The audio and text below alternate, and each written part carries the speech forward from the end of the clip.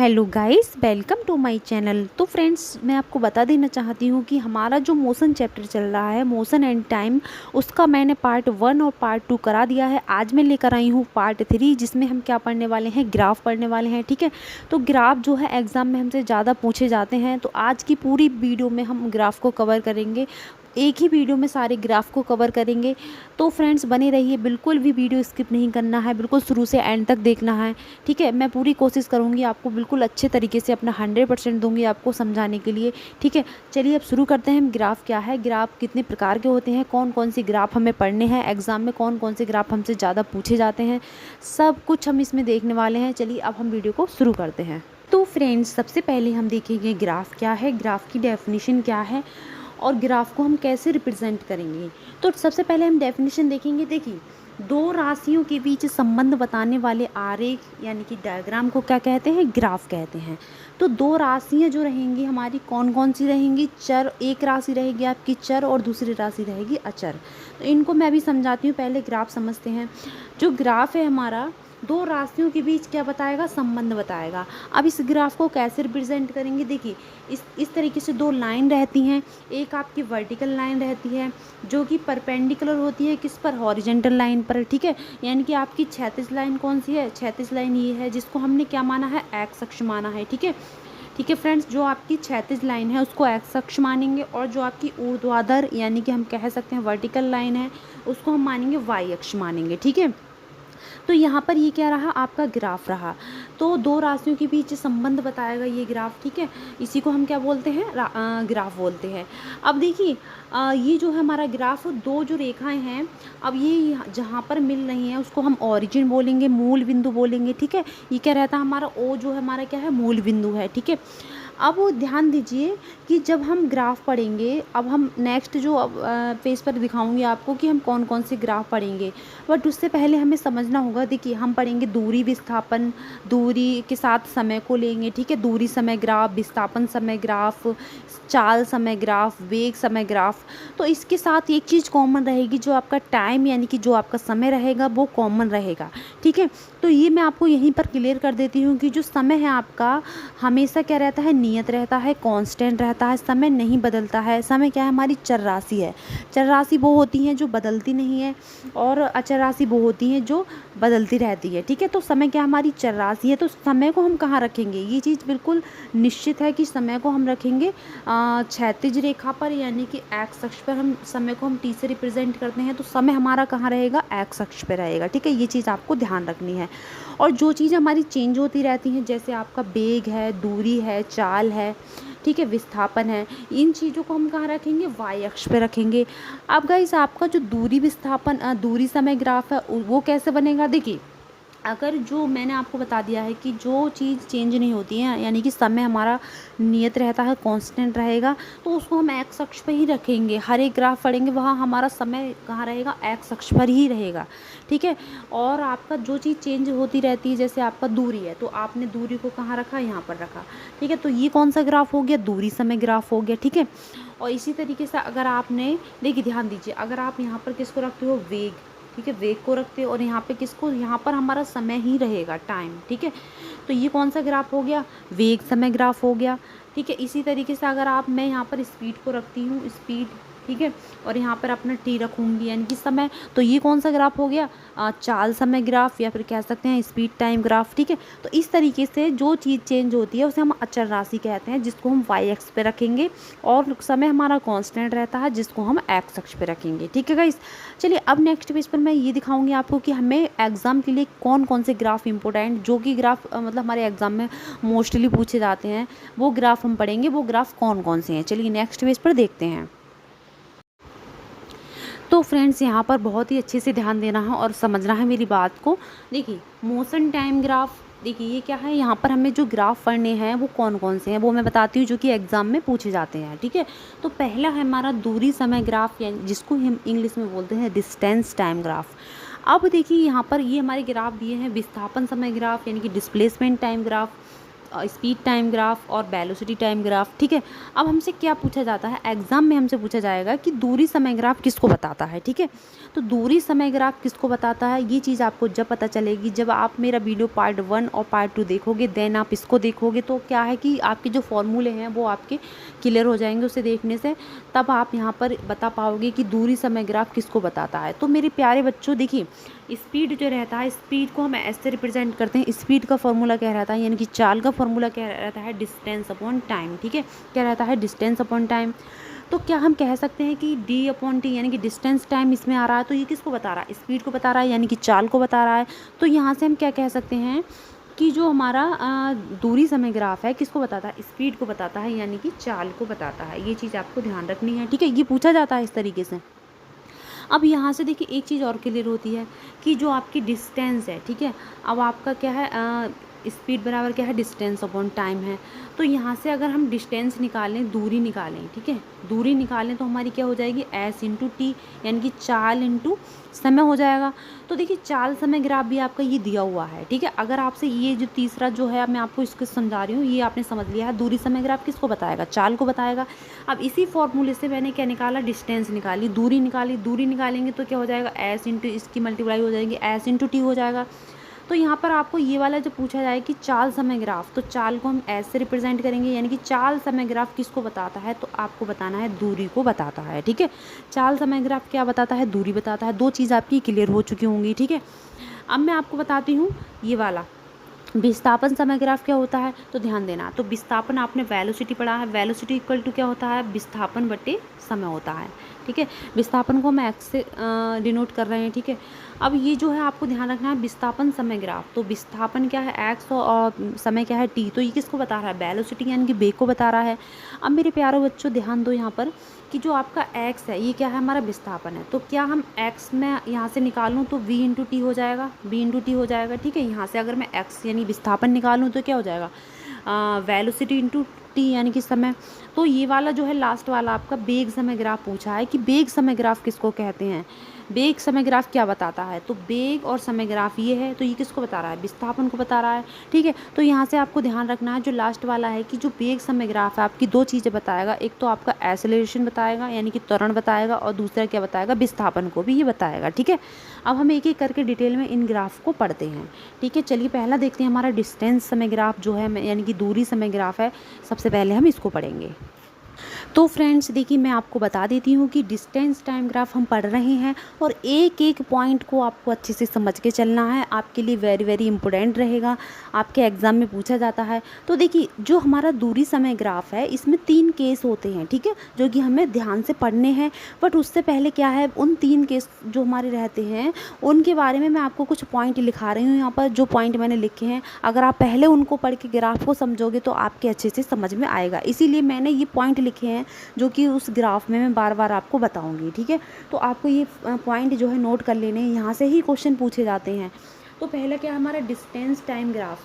ठीक है, distance time graph ये क्या है, डिस्टेंस टाइम ग्राफ किसको बताता है, चाल को बताता है। तो मेरे प्यारे बच्चों अगर आपसे पूछा जाए कि डिस्टेंस टाइम ग्राफ किसको बताता है, तो चाल को बताता है, स्पीड को बताता है, क्योंकि स्पीड का फॉर्मूला क्या रहता है, डिस्टेंस अपॉन टाइम। ठीक है, तो ये क्या है, हमने पहला पॉइंट पढ़ा कि डिस्टेंस टाइम ग्राफ किसको बताता है, चाल को बताता है।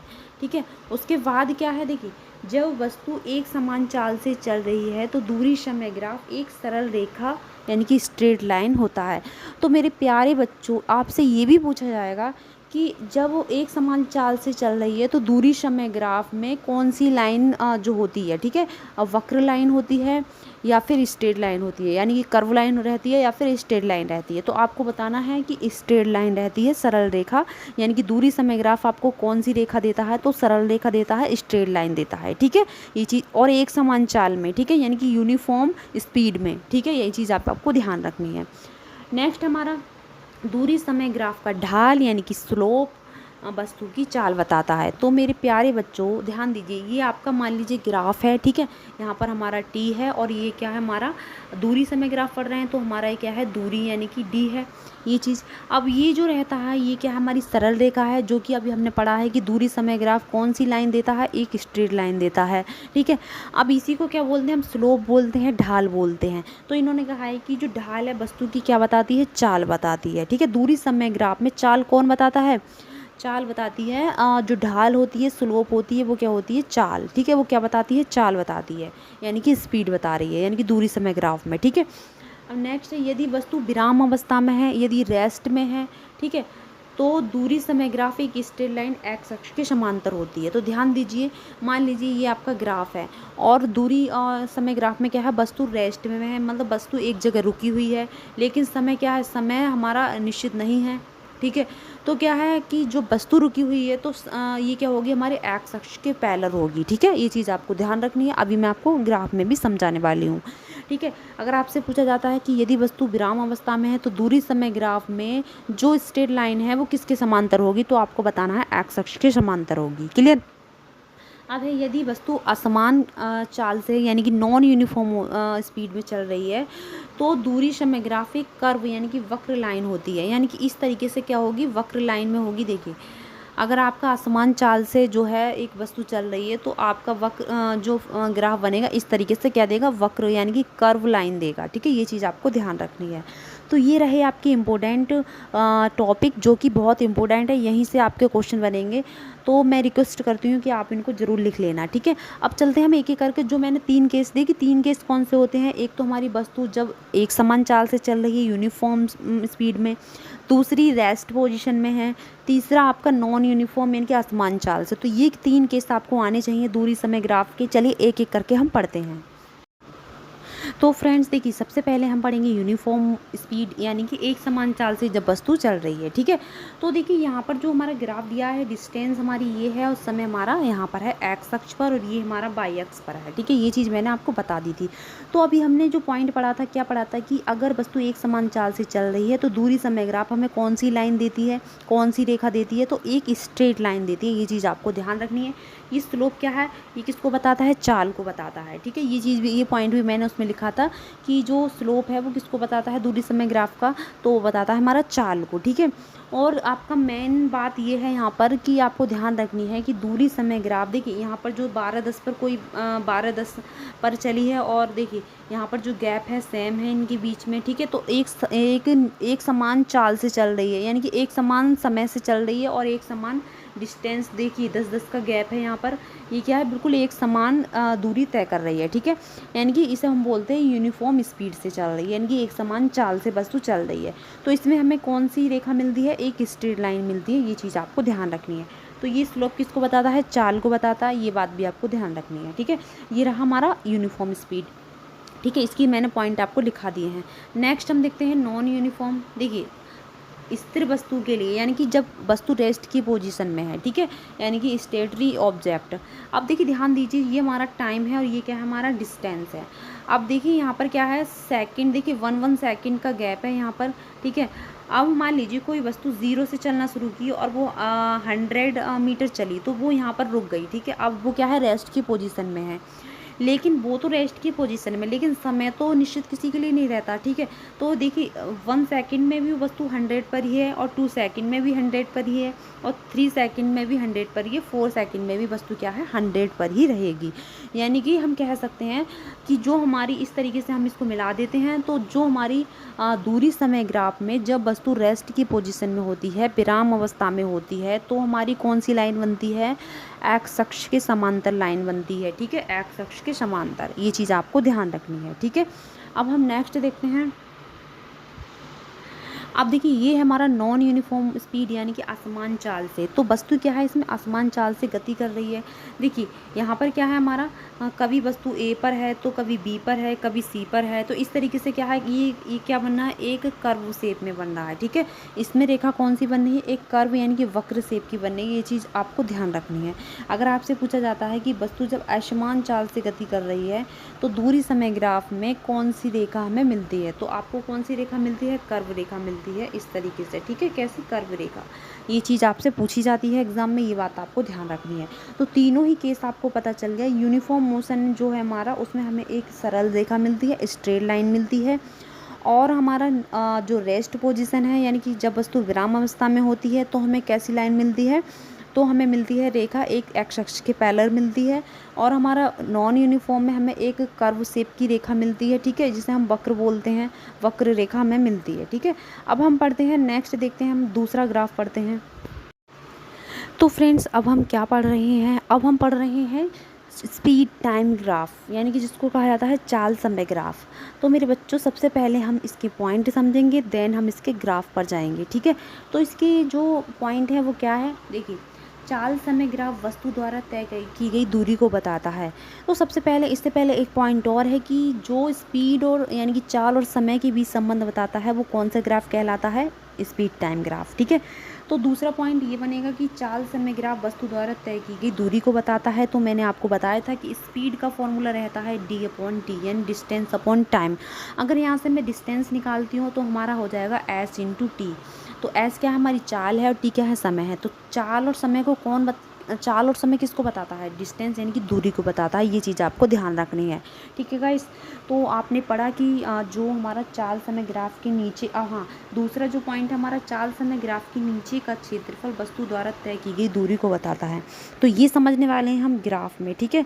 ग्राफ में क्या, इसमें क्या कहा गया है, चाल समय ग्राफ के नीचे का क्षेत्रफल किसको बताता है, वस्तु द्वारा तय की गई दूरी को बताता है। चलिए अब हम चलते हैं ग्राफ पर, वहाँ से ये पॉइंट समझते हैं अच्छे से।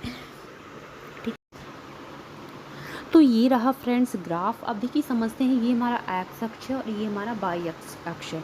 तो अब ये देखिए, अगर आपसे कह दिया जाए कि जो हमारा T1 है और T2 है, इसके बीच जो वस्तु ने दूरी तय की वो कितनी है, तो आप कैसे निकालोगे। और देखिए वस्तु ने यहाँ से स्टार्ट किया है, देखिए वस्तु यहाँ से कितना 20 मीटर प्रति सेकंड से चल रही है। तो आपका T क्या रहेगा, T आपका रहेगा 20, ठीक है। और आपसे कह दिया जाए, देखिए जो T1 है हमारा, यहाँ पर कितना माना जाएगा, 10, ठीक है, और यहाँ पर कितना माना जाएगा, 50, और यहाँ कितना रहा होगा हमारा 30। तो जो हमारी वस्तु है यानी कि T2 और यानी कि 50 और 10 के बीच में जो डिस्टेंस कवर हुई है, दूरी कवर हुई है, वो कितनी है। तो ये जो है हमारा, ये क्या बन गया, एक आयत बन गया। तो ये क्या बताता है, हमारा क्षेत्रफल, यानी कि जो हमारा ये क्या बताता है, दूरी को बताता है, ठीक है। ये पॉइंट अभी हमने पढ़ा था। तो हम डिस्टेंस कैसे निकालेंगे, यानी कि T1 और T2 के बीच डिस्टेंस निकालते हैं हम। देखिए T2 - T1, तो हमारी डिस्टेंस निकलती है इस तरीके से, क्या निकलेगी, T2 कितना हमारा 50 है और T1 कितना हमारा 10 है। तो कितना हो गया हमारा, डिस्टेंस आ गई हमारी 40, ठीक है। तो गाइस देखिए, डिस्टेंस अभी हमने निकाली T2 - T1 से, है ना। तो कितनी निकली हमारी, 40 निकली। और समय यानी कि 20 मीटर प्रति सेकंड से चल रहा है। तो इसकी जो है स्पीड क्या रहेगी, तो एस हम जो निकालेंगे तो हमारे हो जाएगी 40 × 20, यानी कि 40 और 40 × 2 20, यानी कि स्पीड का फॉर्मूला रहता है डिस्टेंस अपॉन टाइम। तो ये हमारा डी कितना है, 40 है, टी कितना हमारा 20 है। तो ये हो जाएगा हमारा 800, ठीक है ना। तो हमारी जो स्पीड निकली कितनी निकली, 800 निकली। इसी तरीके से देखिए, अब जो ये हमारा क्या है, आयत है, तो आप एक तरीके से और निकाल सकते हो कि आयत है तो आयत का फॉर्मूला क्या रहता है, आयत का क्षेत्रफल क्या रहता है, लंबाई गुणा चौड़ाई रहता है, ठीक है। क्या रहता है, लंबाई गुणा चौड़ाई रहता है। तो लंबाई कितनी है हमारी, 40 है, और चौड़ाई कितनी है इसकी, 20 है। तो कितना हो जाएगा, 800 हो जाएगा, ठीक है। इस तरीके से भी हम निकाल सकते हैं। तो गाइस ये रहा स्पीड टाइम ग्राफ, आपको समझ में आया होगा। हमने जो पॉइंट पढ़े थे, जो मैंने आपको सबसे पहले पॉइंट पढ़ाए थे, उस पॉइंट को आपको अच्छे से ध्यान रखना है, ठीक है। अब हम चलते हैं नेक्स्ट ग्राफ पे। तो ध्यान देना है, अब हम पढ़ रहे हैं डिस्प्लेसमेंट टाइम ग्राफ, जिसको हिंदी में बोलते हैं विस्थापन समय ग्राफ। तो फ्रेंड्स अगर आपसे पूछा जाता है कि विस्थापन और समय के बीच संबंध बताने वाले ग्राफ हमें क्या देता है, विस्थापन समय ग्राफ हमें क्या देता है, तो हमें देता है वस्तु का वेग, ठीक है। क्या बताता है, वस्तु के वेग को बताता है। और एक समान वेग से चल रही वस्तु के लिए विस्थापन समय ग्राफ क्या देता है, हमें एक स्ट्रेट लाइन देता है, यानी कि सरल रेखा देता है, ठीक है, एक समान वेग के लिए, जो कि अभी मैं आपको ग्राफ में भी दिखाऊंगी, ठीक है। और ये क्या है, विस्थापन समय ग्राफ की स्लोप किसको बताती है, वस्तु के वेग को बताती है। ये चीज़ भी ध्यान रखनी है। तो फ्रेंड्स मैं बताना चाहूँगी कि जो आपने दूरी समय ग्राफ पढ़ा था, ये सेम उसी की तरह रहता है, इसमें भी वैसे ही लाइन मिलती हैं। तो इसके केस देख लेते हैं, 3 केस जैसे हमने दूरी समय ग्राफ में पढ़े थे वैसे ही सेम इसमें है, देख लेते हैं। तो देखिए पहला जो हमारा डिस्प्लेसमेंट टाइम, देखिए ये जो है हमारा रेस्ट की पोजीशन में हमें पैरेलल लाइन मिलती है, तो ये हमारा क्या है, रेस्ट की पोजीशन में, यानी कि जब वस्तु क्या है, विराम अवस्था में है। और जब वस्तु एक समान चाल से चल रही है तो हमें एक स्ट्रेट लाइन मिलती है, ठीक है। और जब वस्तु क्या है, असमान चाल से, नॉन यूनिफॉर्म से चल रही है तो हमें क्या मिलती है, एक वक्र लाइन मिलती है, यानी कि एक कर्व लाइन मिलती है। तो ये बिल्कुल हमें हर एक पॉइंट इसका हमें ध्यान रखना है, एग्जाम के लिए वेरी वेरी इंपॉर्टेंट है। तो फ्रेंड्स समझ में आ गया होगा। चलिए अब हम नेक्स्ट ग्राफ पर चलते हैं।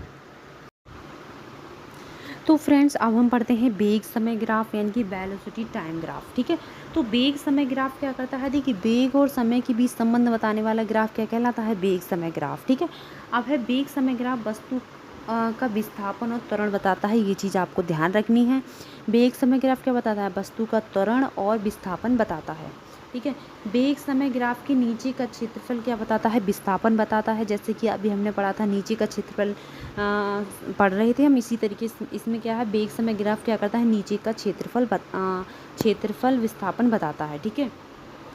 अब वेग समय ग्राफ का ढाल जो है, स्लोप जो है, वस्तु का क्या बताता है, त्वरण बताता है, ठीक है। जो स्लोप है, लेकिन जो हमारा वेग समय ग्राफ है उसके नीचे का जो क्षेत्रफल रहेगा वो तो विस्थापन बताएगा, और जो स्लोप है उसकी, यानी कि ढाल है, वो किसको बताती है, त्वरण को बताती है, एक्सेलरेशन को बताती है, ठीक है। ये चीज़ आपको ध्यान रखनी है। अब हम चलते हैं ग्राफ पर, इसके ग्राफ समझते हैं।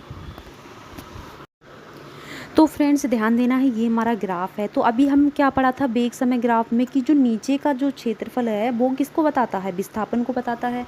तो देखिए विस्थापन का फॉर्मूला क्या रहता है हमारा, विस्थापन का फॉर्मूला रहता है वेग इंटू टाइम रहता है, यानी कि समय, ठीक है। ये चीज़ आपको ध्यान रखनी है। अब हम विस्थापन कैसे निकालेंगे, देखिए नीचे के क्षेत्रफल से हम विस्थापन कैसे निकालेंगे, ध्यान दीजिए। तो आपका जो है T1 और देखिए और T2 ये क्या है, 20 मीटर प्रति सेकंड के वेग से वस्तु चल रही है, तो आपका टी कितना हो जाएगा, टी हो जाएगा आपका 20 हो जाएगा, ठीक है। यानी कि 20 हमारा टी रहेगा। और हम इन दोनों के बीच में क्या वेग कैसे निकालेंगे, तो हम निकालेंगे T2 माइनस T1 से, ठीक है। हम वेलोसिटी निकालेंगे T2 माइनस T1, यानी कि 50 माइनस 10, यानी कि कितना हो जाएगा हमारा 40, यानी कि 40 हो जाएगा।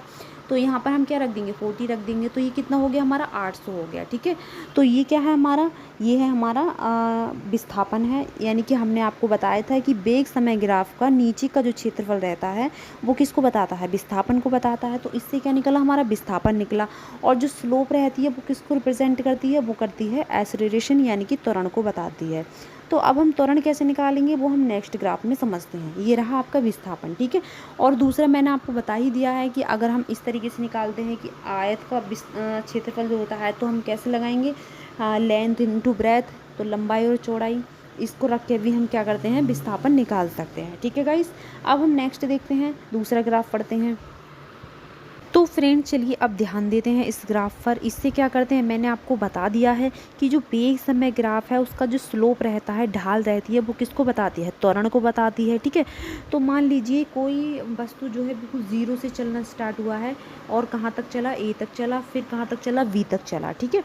यानी कि वस्तु ने क्या, एक समान वेग से वस्तु चल रही है। लेकिन अगर एक चीज़ याद रखना, अगर वस्तु एक समान वेग से चल रही है तो आपका यहाँ पर त्वरण नहीं होगा, क्योंकि त्वरण जो होता है वेग में परिवर्तन बटे समय होता है, ठीक है। ये चीज़ आपको ध्यान रखनी है।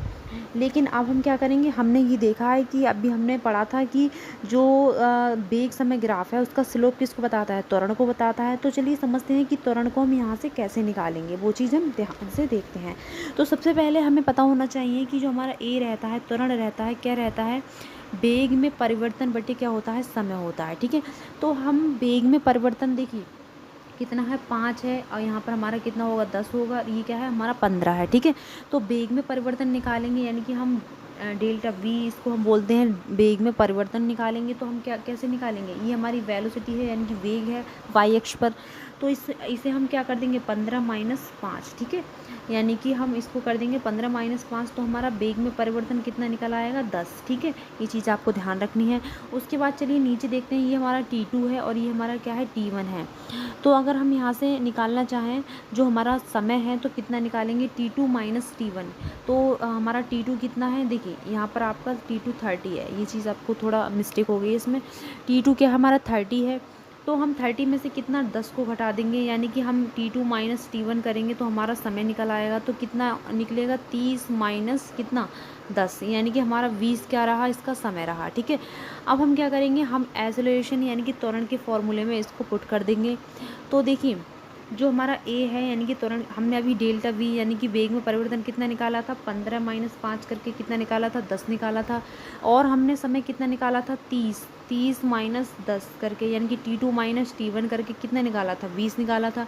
तो ये कितना आ जाएगा, ये कट जाएगा, तो ये आ जाएगा हमारा 0.5 मीटर प्रति सेकेंड स्क्वायर। यानी कि हम एक्सेलरेशन यानी कि त्वरण को निकालेंगे तो कितना आ जाएगा हमारा 0.5 मीटर प्रति सेकंड स्क्वायर है। ठीक है गाइस, और देखिए ये जो स्लोप है मैंने अभी बताया आपके, स्लोप किसको बताता है, त्वरण को बताता है। तो ध्यान दीजिए ये हमारा ए है और ये हमारा बी है, तो ये हमारा कितना हो जाएगा, देखिए ए बी, ये कितना हो जाएगा सी। तो ये हमारा स्लोप है हमारा, यानी कि ये हमारा त्वरण को बताएगा। तो त्वरण क्या होता है हमारा, डेल्टा वी अपॉन क्या होता है, डेल्टा टी, यानी कि वेग में परिवर्तन बटे समय। ठीक है, तो ये रहेगा हमारा जो वी है हमारा क्या रहेगा, वी सी, यानी कि वी सी हमारा रहेगा। ठीक है, वी सी अपॉन क्या हो जाएगा हमारा ए सी। ठीक है, वी सी अपॉन क्या हो जाएगा, ए सी। ठीक है, तो ये स्लोप हमारा निकल आएगा। ठीक है, वी सी हमारा कितना है, अभी हमने देखा है वी सी हमारा कितना है, 10 है। और हमारा ए सी कितना है, तो ए सी हमारा कितना आया है, 20 आया है। तो इससे हमारा फिर से क्या निकला, 0.5 मीटर प्रति सेकंड स्क्वायर। तो ध्यान रखना है आपको, जो वेग और समय है, ठीक है, वेग और समय ग्राफ है, उसका स्लोप हमें क्या बताता है, हमारा क्या बताता है, त्वरण बताता है। ये चीज़ आपको दिमाग में फिट करनी है। ठीक है।